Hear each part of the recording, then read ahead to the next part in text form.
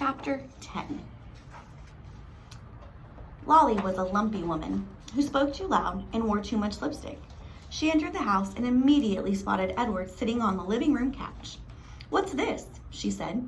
She put down her suitcase and picked Edward up by one foot. She held him upside down. "That's Susanna," said Nellie. "Susanna!" shouted Lolly. She gave Edward a shake. His dress was up over his head and he could see nothing. Already he had formed a deep and abiding hatred for Lolly. "Your father found her," said Nellie.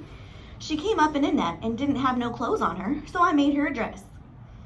"Have you gone skivvy?" shouted Lolly. "Rabbits don't need clothes." "Well," said Nellie. Her voice shook. This one seemed to. Lolly tossed Edward back on the couch. He landed face down with his arms over his head and his dress still over his face.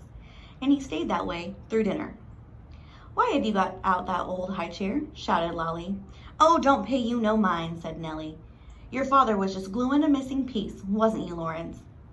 "That's right," said Lawrence without looking up from his plate. Of course, after dinner, Edward did not go outside and stand beneath the stars to have a smoke with Lawrence, and Nellie, for the first time since Edward had been with her, did not sing him a lullaby. In fact, Edward was ignored and forgotten about until the next morning when Lolly picked him up again, pulled his dress down away from his face, and stared at him in the eye. "Got the folks bewitched, don't you?" said Lolly. "I heard the talk in town. They've been treating you like a rabbit child." Edward stared back at Lolly. Her lipstick was a bright and bloody red. He felt a cool breeze blow through the room. Was a door open somewhere?